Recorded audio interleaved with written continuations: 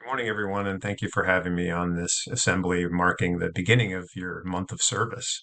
I thought I would tell you briefly about part of what I'm doing on sabbatical is a fundraiser for David's Place, and I tied that with a long distance Appalachian Trail hike through the Shenandoahs, which you see as my background.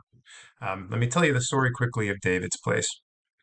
David's Place is named after my nephew David, who was a recent honors graduate at the University of Kentucky had a degree in social science and was going to pursue a further degree in counseling or social science of some sort.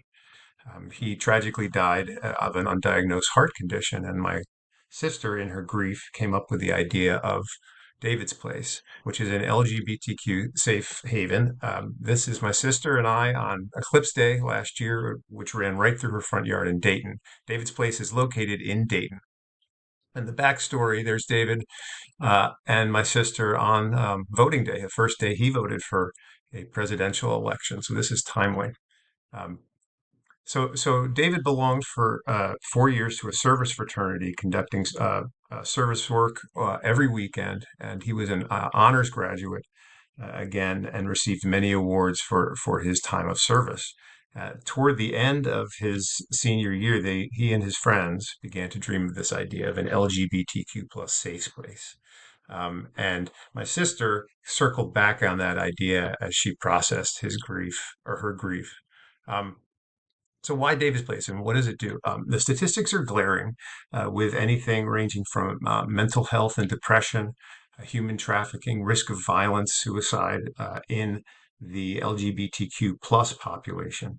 And as you notice on the bottom here, look at those numbers. About 40% of the total homeless youth population identify as LGBTQ, whereas in the remainder of the population, it's only about 10%. So LGBTQ plus young people are disproportionately represented in the homeless population. So why? Of course, because of the risk of violence and substance abuse, but also the risk of being dispossessed because of your identity. So David's Place is a smaller corner of a much bigger youth homeless shelter, which is unusual enough. It's only for 18 to 24-year-old people. But David's Place has 5 to 7 different rooms that offer different services for LGBTQ plus young people. Mostly, though, I think the mission is that top bullet there. Social groups, social activities, a hangout space. I'll show you pictures in just a minute, but it offers other important things like educational and tutoring workspaces, counseling, mental health and physical health counseling and screening, referrals to other services and the like. But again, let's look at some pictures. Oh, and also it offers activities.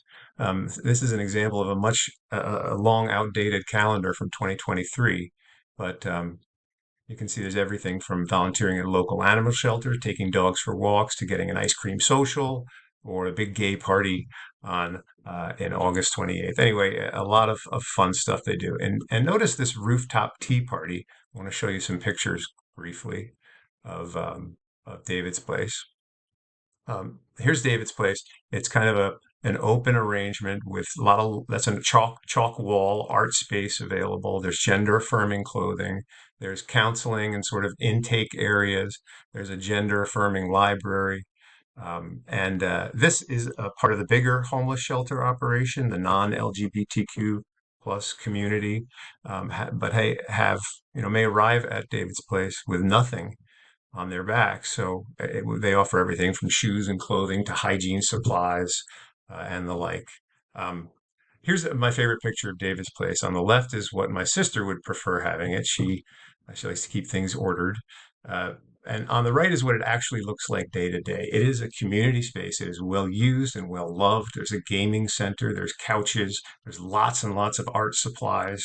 And these young people are using this space. It has made community for folks who have absolutely nothing sometimes when they arrive at this shelter and try to start a new life. So that's the idea behind David's Place. Is really just a gathering place, a safe space that provides community to these folks who have none in an emergency. So I hiked the Appalachian Trail. Let me go quickly. I'll show you some other photos. Here's the library, gender affirming library, some example art, rooftop garden, which is just lovely. They do work there. And the day I was visiting, of course, they were having an eclipse party. So there's a lot of fun stuff. Here's the Shenandoah National Park. It's really only about 60 or 65 miles from DC. You should go. It's a gem. It's a national park for a reason. It's really spectacular. And there's a hike known as the Shenandoah 100, where you walk the Appalachian Trail, which is the red line shown here on the right, through the park. It's about 105 miles. That's an old picture of me, and here's community partners that do already work with David's Place to support their operations. And I won't go into much detail about the hike itself, but we raised a tidy amount of money for David's Place, and I'm really grateful for that, and really proud of what we've done.